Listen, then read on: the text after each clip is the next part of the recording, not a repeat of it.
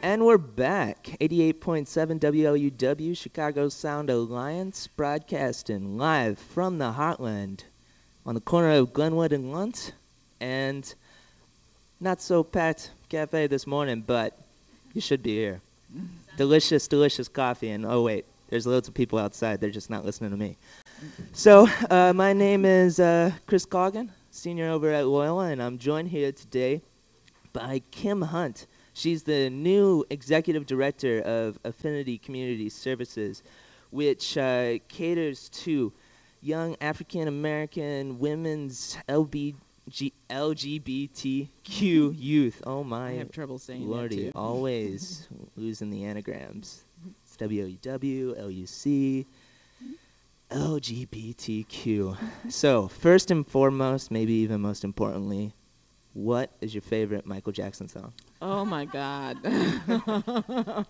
I grew up with Michael Jackson. Yeah. Just ABC, give me some top tunes. ABC, The Love You Save, maybe your own. That's really old school. Beat It, Thriller, Man in the Mirror. Billie Jean's my number one. Billie Jean's a good one. Yeah, but I also love the thrusting of Beat It. Okay, anyways. So, tell me a little bit about Affinity, from Michael to Affinity. Affinity Community Services was established in 1995. 15 years ago. Just about 15 years ago, yes. At a dinner table. Yes, at a dinner table, exactly. We were the brainchild of a number of individuals on the south side of Chicago, African American women and men who wanted to establish an organization that would provide resources for the LGBTQ community on the south side of Chicago. Affinity has since grown to an organization that serves not only women in the Midwest, but also women in Chicago, but women throughout the Midwest.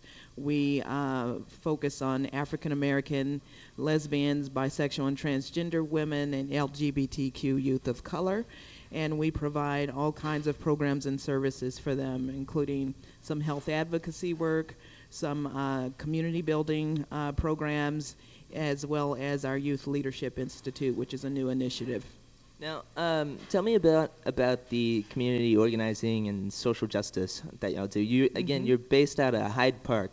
Yeah, we're at the First Unitarian Church in Hyde Park. We've been at the garden level there for about 10 years, and that's kind of unusual for some of our Southside LGBTQ organizations to have a facility. So we've been very fortunate to have one for 10 years.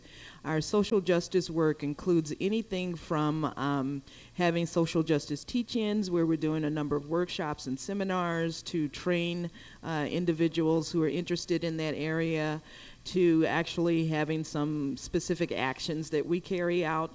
One of them was to bring the LGBTQ community to the Bud Billiken Parade a few years back. That's a parade that has traditionally gone on in the South Side for decades.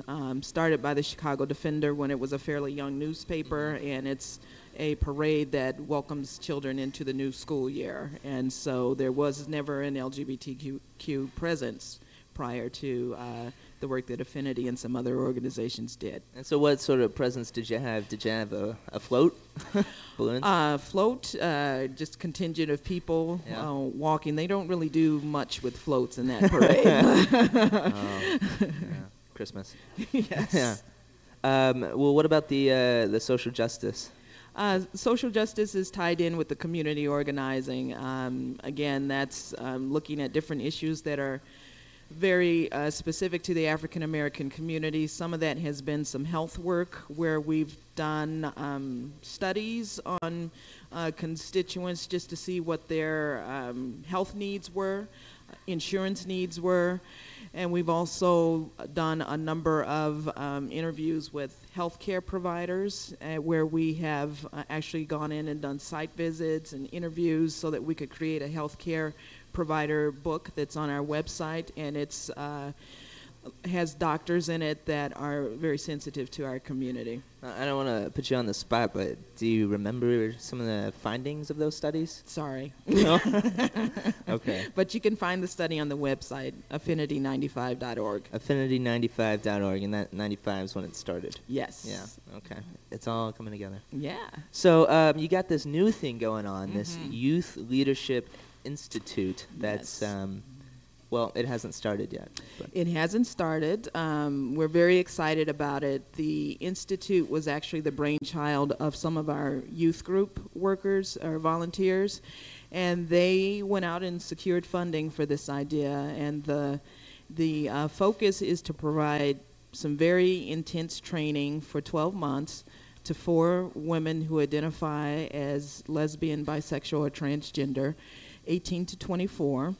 And they will receive training in community organizing, social justice, and nonprofit management. And the whole focus is to create the next generation of leaders, not only for the LGBTQ community, but these young women will be able to take leadership roles in any organization. We will have our orientation on July 18th. We have 1 fellow selected already. Her name is Angelica Johnson, and she's fabulous. And we are looking for 3 more. So the application, again, is on our website. We're very excited about this. We're going to have a number of speakers come in and talk to the fellows. We are also going to be doing seminars and workshops throughout the year that the fellows will help plan, but they will be open to other youth, and then their work will culminate with a youth summit at the end of their tenure. Kim, what's the ideal fellow, ideal applicant? That's Is a great there an ideal question. one? And having done HR before, I know that there are things that you can't necessarily put in a job description, but they're really your desires. We are really looking for... Must save world. Must save world. Yeah.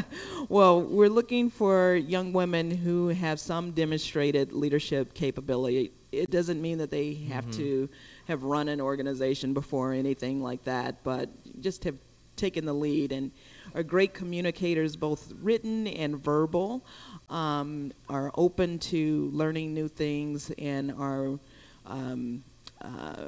really looking to change the world in some way. And what set Miss Johnson apart? She is a phenomenal young lady who has done a ton of volunteer work around LGBTQ issues. She currently does some work with Gender Just, which is a fairly new organization that's a coalition of youth-focused organizations that have done tremendous work in Chicago. She's an excellent writer. Her essay was just beautifully written. And we have gotten to know her because she's done some volunteer work for Affinity. So she truly has leadership potential and has demonstrated that.